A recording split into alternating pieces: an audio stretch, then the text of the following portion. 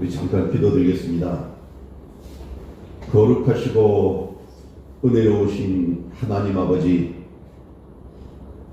하나님의 크신 은혜를 힘입고 지난 2025년 한 해 동안 믿음으로 살게 하신 하나님께 진심으로 감사를 드립니다. 사랑하는 성도들이 어렵고 힘들어 낙심하고 방황할 때 그 마음을 위로하시고 그 걸음을 주장하여 주께로 향하게 하심을 또한 감사드립니다.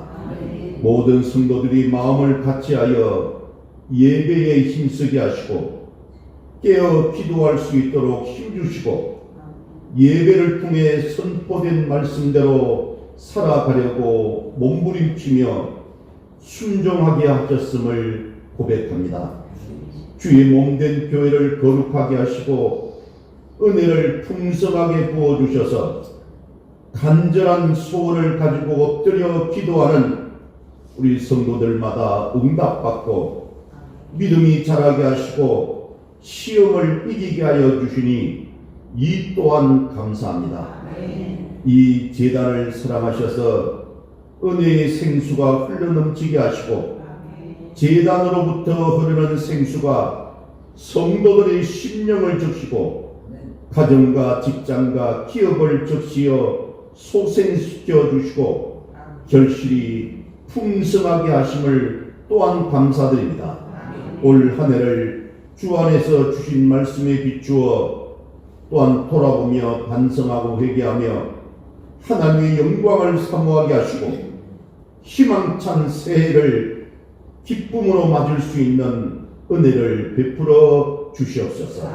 더욱더 주를 사랑하고 주님을 닮아가는 삶이 되기를 원하오며 하나님의 은혜 가운데 승리하며 살게 하여 주시옵소서. 감사드리옵고 우리 주 예수 그리스도의 이름으로 기도드리옵나이다. 아멘. 아멘. 할렐루야. 아멘. 주 안에서 평안하셨습니까? 아멘. 네, 여러분, 오늘은 정말 2025년 한 해를 마무리하는 송년주일입니다. 지난 한 해 동안 여러분 애쓰시고 수고하신 모든 것들 하나님께서 다 기억하실 줄로 믿습니다. 또한 여러분, 우리가 돌아보고 잘못된 것은 우리가 회개하고 다가오는 새해를 믿음으로 준비하고 다가오는 새해에는 하나님의 놀라우신 은혜와 축복을 받는 귀하고 복된 하늘 백성들 다 되시기를 주님 이름으로 축원합니다. 자, 우리 이렇게 오늘 인사합시다. 자, 샬롬. 지난 한 해 수고 많이 하셨습니다 라고 인사합니다. 자, 시작. 샬롬. 지난 한 해 수고 많이 하셨습니다. 아멘. 아멘. 네, 정말 애 많이 쓰셨습니다. 자, 이번에는 우리 마음을 담아서 축복합니다. 우리 악수하면서 우리 합시다. 오늘은 뭐라고 하면 사랑합니다. 축복합니다. 시작. 사랑합니다. 축복합니다. 예. 예. 그렇습니다. 예. 여러분이 잊어버렸을지 모르지만 우리 교회 슬로건이 있는데 기억나세요? 우리 생각대로 됩니다. 말한 대로 됩니다. 꾸는 대로 됩니다. 근데 뭐예요? 믿음대로 됩니다. 우리 자, 우리 한번 마지막 주니 감을 하고 넘어갑니다. 자, 시작. 생각대로 됩니다. 말한 대로 됩니다. 꾸는 대로 됩니다. 믿음대로 됩니다. 아멘. 아멘. 그렇게 될 줄로 믿습니다. 아멘. 자, 오늘 저는 로마서 13장 11절에서 14절 말씀을 중심으로 구원의 때가 가까웠음이라 라는 제목으로 함께 말씀 연회를 나누기를 원합니다. 여러분 한번 따라해 주십시오. 구원의 때가 가까웠습니다. 시작. 구원의 때가 가까웠습니다. 아멘. 여러분, 우리가 세상을 살다 보면 가끔 정신이 번쩍 드는 때가 있습니다. 그 가운데 하나는 매년 한 번씩 겪게 되는 연말의 충격이 아닌가 하고 생각을 합니다. 한 장 남은 달력을 바라보면서 또 이제 며칠 안 남은 또 금년 한 해를 생각하면서 벌써 세월이 이렇게 지나갔구나. 내 나이가 벌써 몇 살이지? 정말 너무 빠르다 라는 그런 뚝배기를 내 마음속에 주고받으면서 충격을 받는 때가 있습니다. 어쩌면 이것은 자연스러운 현상인지도 모릅니다. 여러분, 이 수녀 시인 중에 이혜인이라는 분이 계시는데 이분이 쓴 시 가운데 마음에 감동을 일으키는 구절이 있어서 잠깐 소개합니다.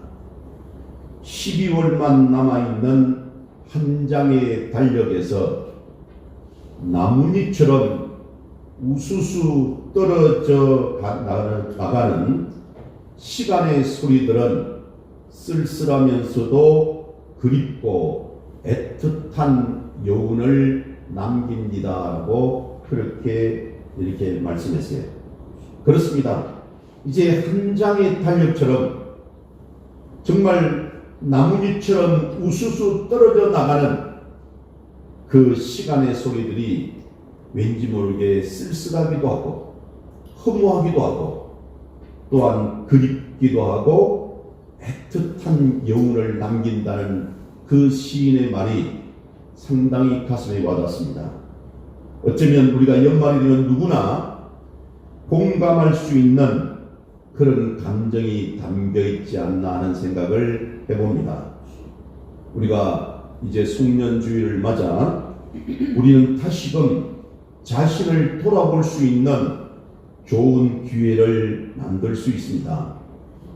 한 해를 보내고 또 새로운 한 해를 맞이하는 시점에서 내가 그동안 잘 살았는지 또 영적으로는 건강하였는지 또 하나님 앞에 부끄럽지는 않았는지 우리가 취해야 할 것과 버려야 할 것에 대해서도 우리가 돌이켜보는 것은 대단히 중요한 일이라고 하는 생각이 듭니다.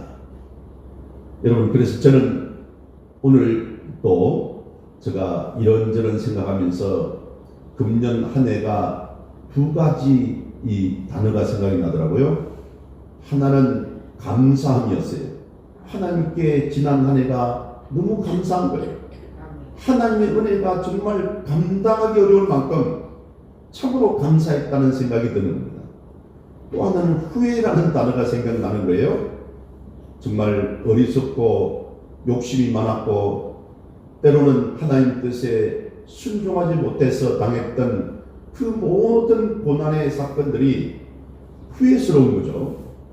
저는 금년에도 하나님께 감사하는 마음, 제 스스로에게 후회하는 마음, 이 두 가지가 그렇게 불현듯 떠올랐습니다.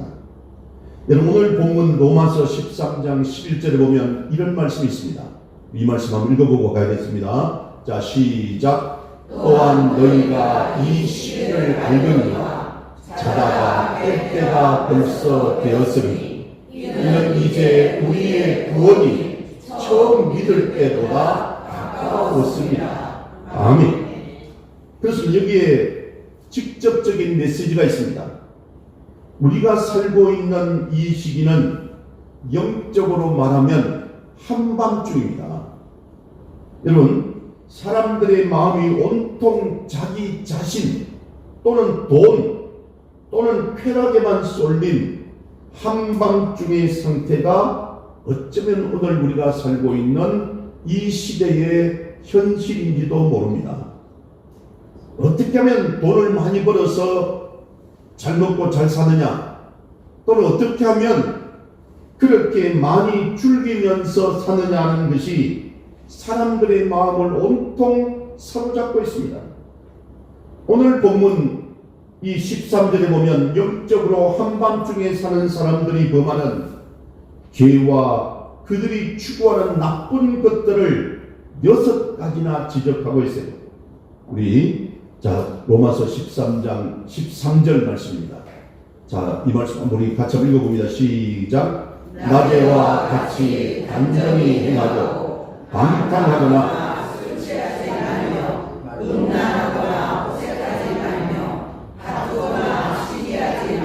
아멘. 잠깐 좀 띄워놓으세요. 여러분, 먼저 여기 보면 방탕하거나라고 했어요. 여러분, 여기 보면 이 방탕은 글자 그대로 밤거리를 난장판으로 만드는 추태를 말합니다. 우리는 그런 것들이 어떤 것인지를 잘 알고 있습니다. 자, 그다음 두 번째는 술 취하는 거예요.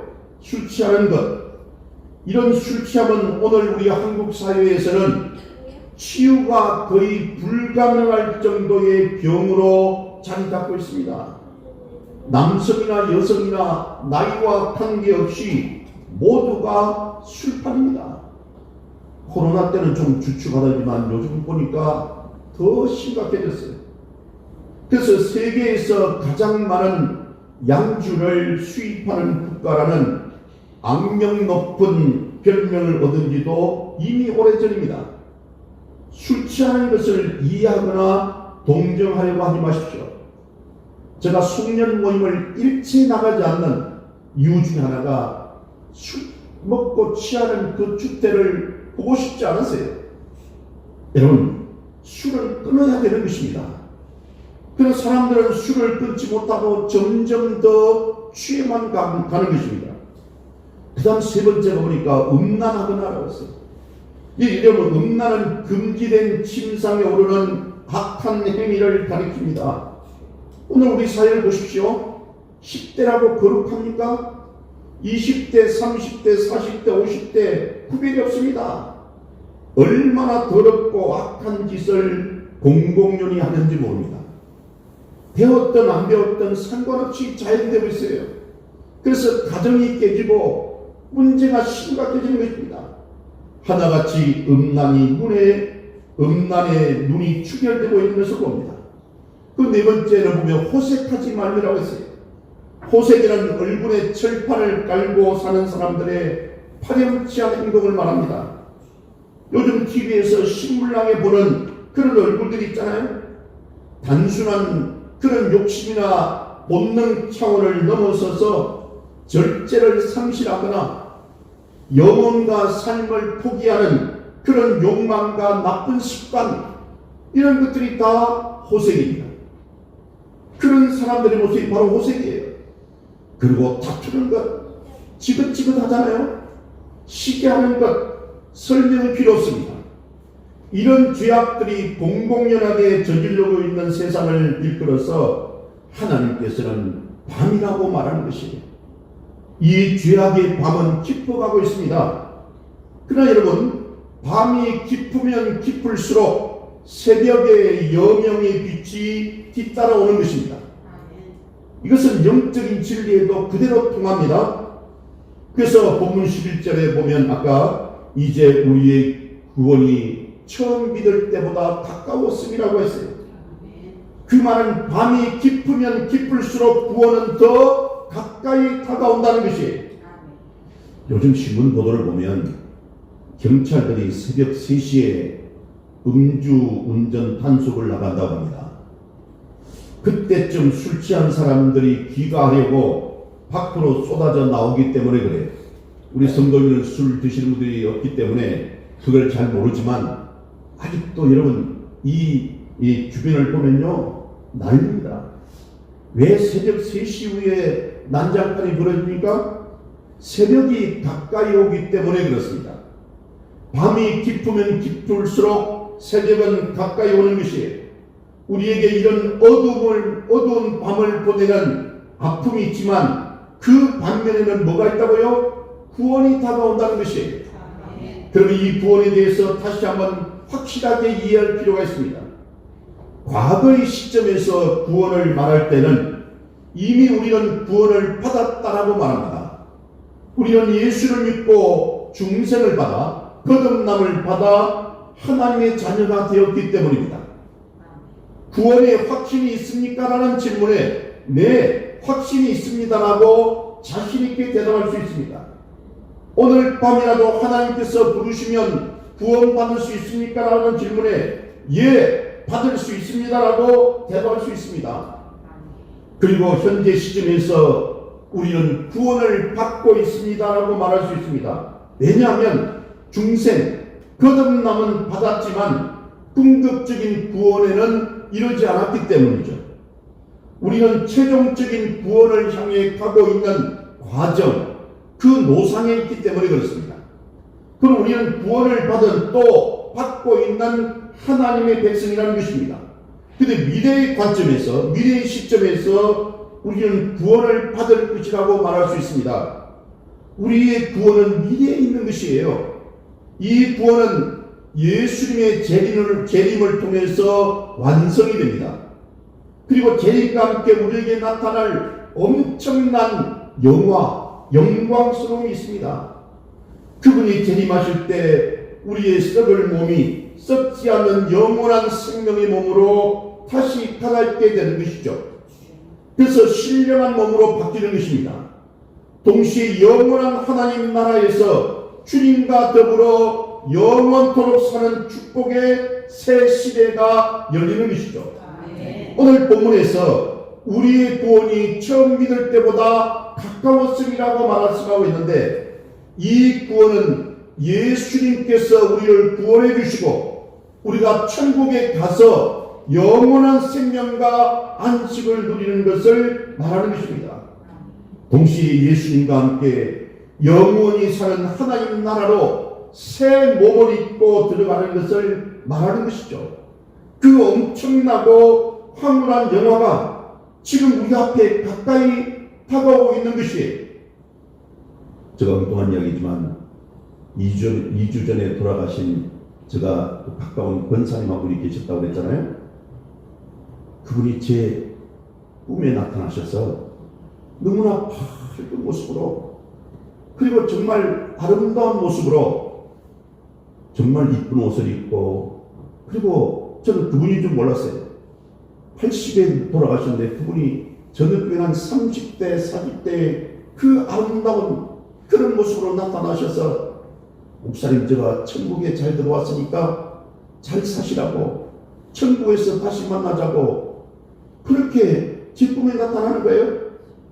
저는 그 권사님이 드디어 천국에 입성하셨구나, 그 생각하니까 얼마나 감사하고 얼마나 기쁜지요. 우리가 예수 믿는다고 다 천국에 들어가는 것이 아니라고 했잖아요.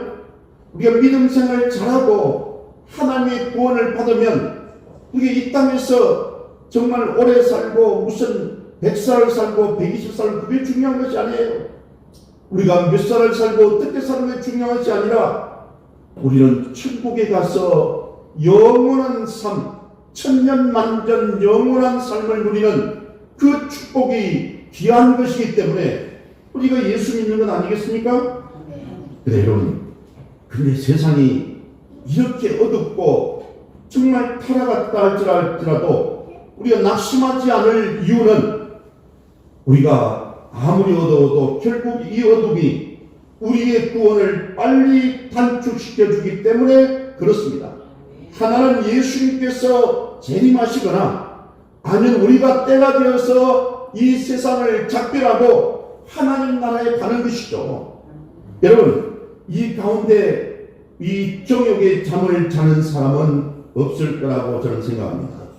방탕하고 술 취하고 음란하고 호색하고 싸우고 이렇게 시기하면서 정신없이 밤거리를 헤매는 인생을 사는 자는 우리 교회, 우리 예수 믿는 사람들 가운데는 한 사람도 없어야 될 줄로 믿습니다. 근데 한 가지 주목할 사실이 있어요. 오늘 사도 바울이 쓴 편지의 수신자는 술 먹고 비틀거리는 세상 사람이 아닌 예수 잘 믿는다고 소문난 로마 교인들이었어요.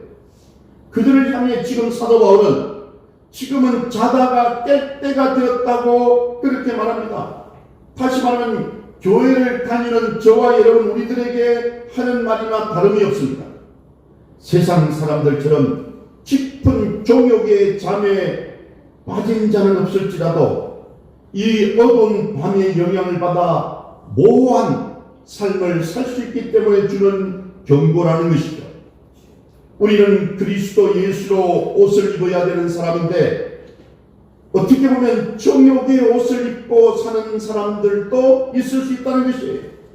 그리스도의 옷을 입었는지 정욕의 옷을 입었는지 깊은 잠을 자는 사람인지 아니면 깨어있는 사람인지 구별하기가 어려운 이중생활을 할 수 있기 때문에 오늘 이 말씀을 우리 성도들에게 주는 줄로 믿습니다.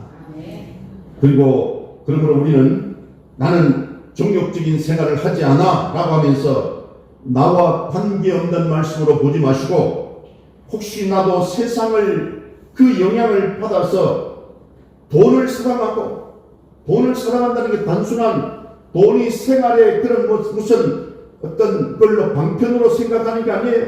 돈이 목적이야. 예수 믿는 사람들도 돈 하면서 모든 것을 가치 평가를 모두 다 돈으로 판단하는 거예요. 나이가 많고 적고를 떠나서 돈도 하다 보니까 삭막해질 뿐 아니라 문제가 더 생기는 거예요. 우리가 물질은 필요합니다. 돈은 필요하죠. 근데 그것은 수단일 뿐이지 목적이 아닌데도 그렇게 사는 사람들이 혹시 우리 가운데 있지 않느냐는 생각을 해본다는 것이에요. 그리고 또 쾌락을 사랑하고 자기 자신만을 사랑하는 정욕의 잠을 자고 있지 않는지 한번 돌아봐야 된다는 것입니다. 제가 어릴 때 우리나라가 특히 제가 살았던 시골에는 참 가난했던 그런 시절이었던 것 같습니다. 그래서 옷이 없어서 그랬는지는 모르지만 주일날 이상한 차림으로 교회에 나온 어른들이 성도들이 종종 있었습니다. 가령 상의는 양복을 입었는데 하의는 한복 바지를 입고 나오는 어른들이 계셨어요. 요즘 같으면 그런 사람을 정신이 좀 이상하다라고 생각할지 모르지만 여러분 그 당시에는 그런 것들을 자연스럽게 받아들였습니다. 양복 바지에 한복 저고리, 한복 상의를 입고 나오는 사람은 드물었지만 한복 바지에 양복 상의를 입고 나오는 사람들은 종종 있었어요. 그런데 우리가 신앙생활을 하면서 이렇게 어정쩡하면 안 되는 것입니다. 한복이면 한복이고 양복이면 양복이어야 되는 것이에요.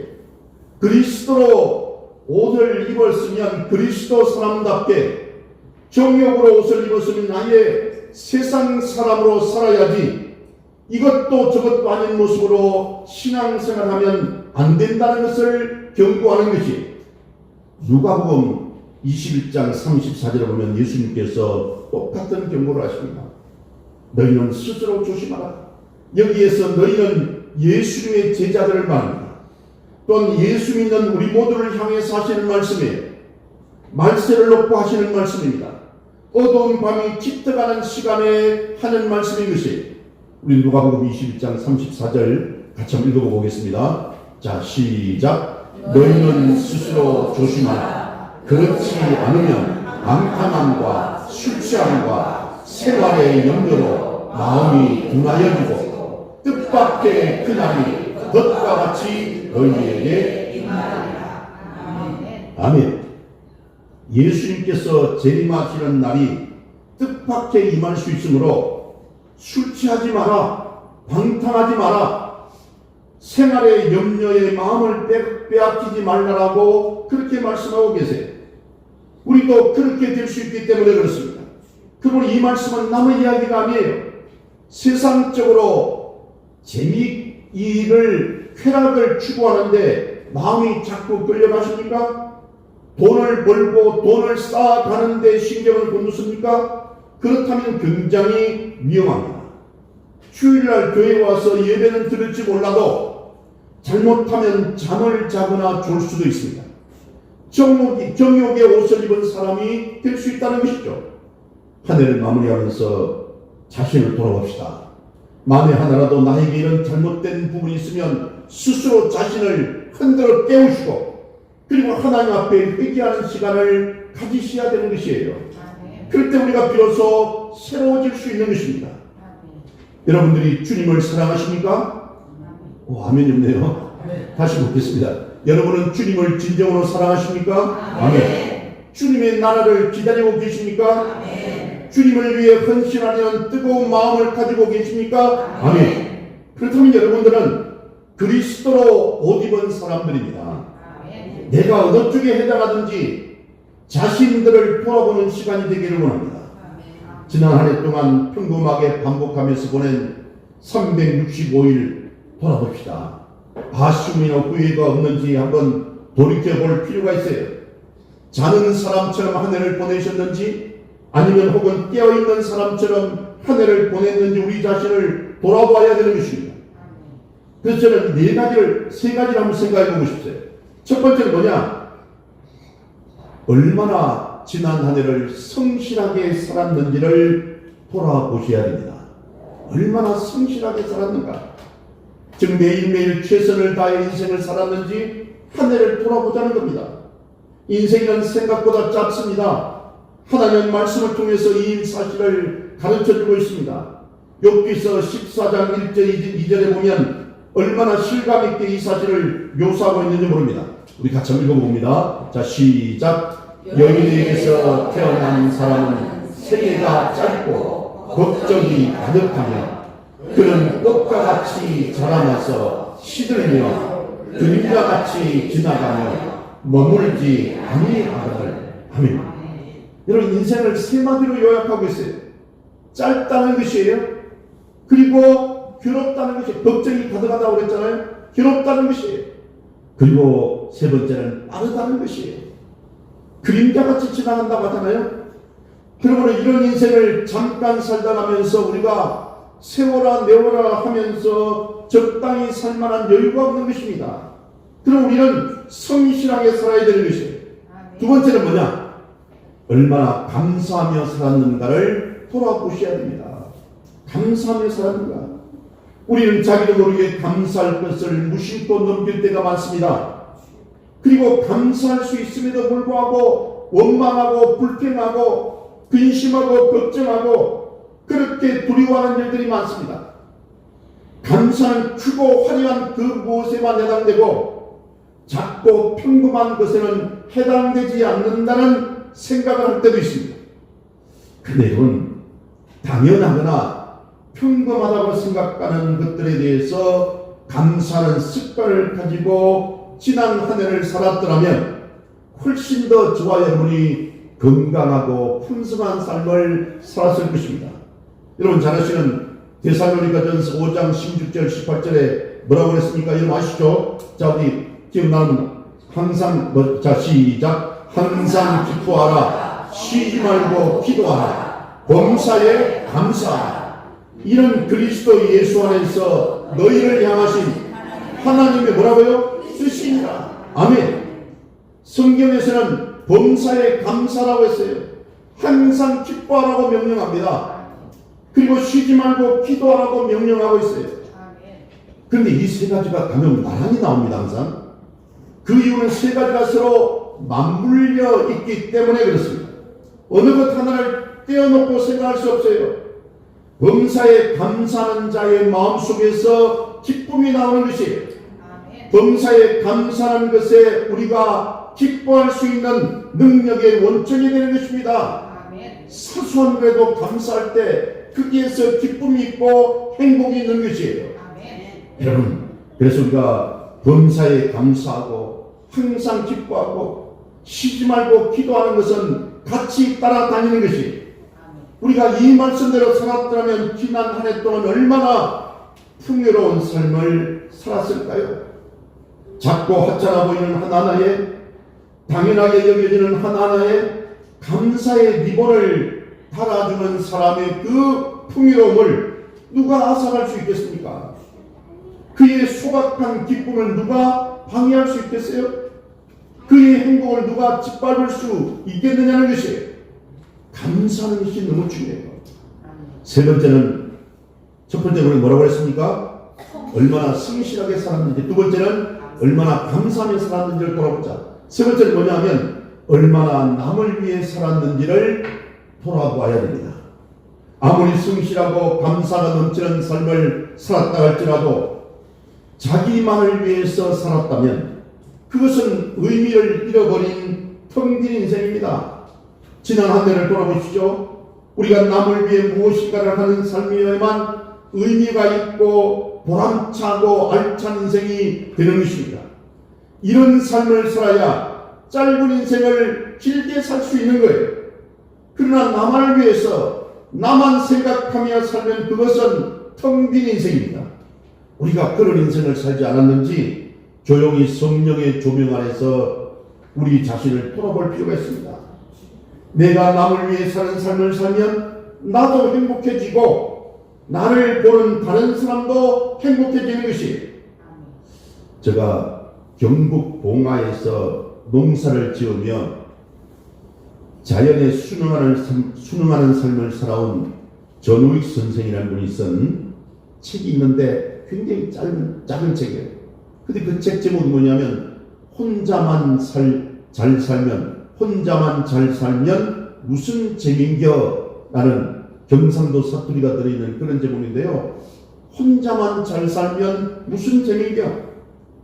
여러분, 삶의 본질이 단순히 생존이 아니라 타인과의 관계 속에서 살아있음의 의미를 찾고 서로의 건강과 행복을 존중하는 것이 결국 나 자신을 위한 삶이라는 것이 그 책에 쭉 기록되어 있어요. 여러분, 그래도 참 감사하게도 지난번 경북 지역에 산불이 났을 때 우리가 그때 163만 원을 여러분이 후원해 주셨어요. 그죠? 그래서 그걸 우리가 그 어려운 분들을 위해서 보내었다는 것, 그것도 남을 위해 사는 삶이었어요. 참 감사한 거예요. 여러분, 내가 남을 위해 사는 삶을 살면 나도 행복해지고 나를 보는 다른 사람도 행복해진다는 것을 믿으시기 바랍니다.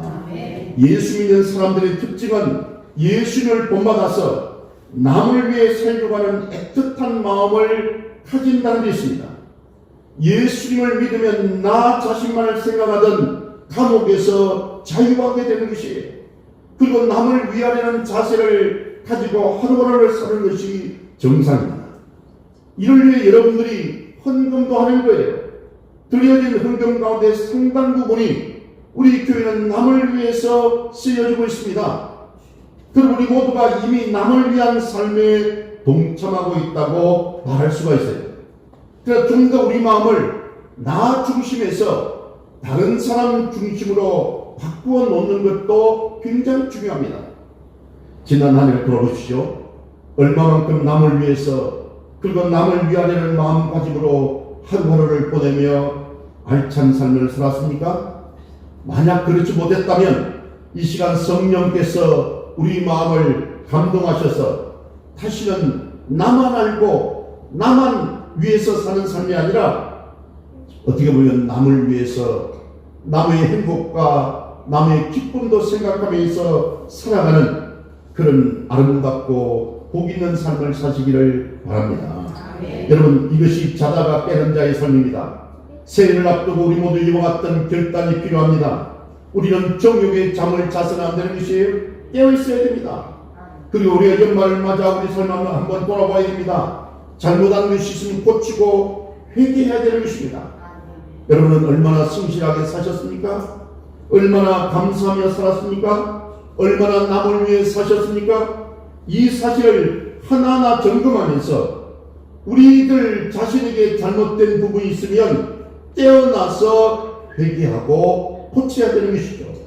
다시는 그런 삶을 반복하지 않겠다고 새롭게 각오할 필요가 있습니다. 이럴 때 하나님께서 여러분을 축복해 주시고 여러분의 삶을 더 기쁘고 감사한 삶으로 바꾸어 주실 줄로 믿습니다. 그래서 이럴 때 또 하나님께서 영광을 받으시는 줄로 믿습니다. 이제 한 해를 돌아보고 새로운 한 해를 맞이하면서 우리가 성실하게 살았는지, 감사하며 살았는지, 또 뭐라고요? 남을 위해 살았는지를 한번 생각해보고 새해를 잘 준비하고 희망에 찬 새해를 맞이하는 저와 여러분 되시기를 주님 이름으로 축원합니다. 아멘. 기도하십니다. 은혜와 사랑이 풍성하신 하나님 아버지, 이 송년주일을 맞아 우리 모두가 다시 한번 자기를 돌아볼 수 있는 귀한 시간을 주신 것 감사합니다. 우리가 이 어두운 밤과 같은 세상을 살면서 세상 사람들처럼 정욕의 옷을 입고 잠을 자지 않았는지를 돌아보기를 원합니다. 우리 자신이 얼마나 성실하게 살았고 얼마나 감사하며 살았고 얼마나 남을 위해 살았는지 한 해 동안 돌아보면서 조금이라도 잘못된 부분이 있으면 주님 앞에 회개하고 다시는 좋지 못한 삶을 반복하지 않겠다는 새로운 각오를 할 수 있도록 은혜 베풀어 주시기를 원합니다. 성령께서 깨닫게 해주시기를 원합니다. 새로운 각오를 주시기를 원합니다. 감사드렸고 예수 주님 이름으로 기도드리옵나이다. 아멘.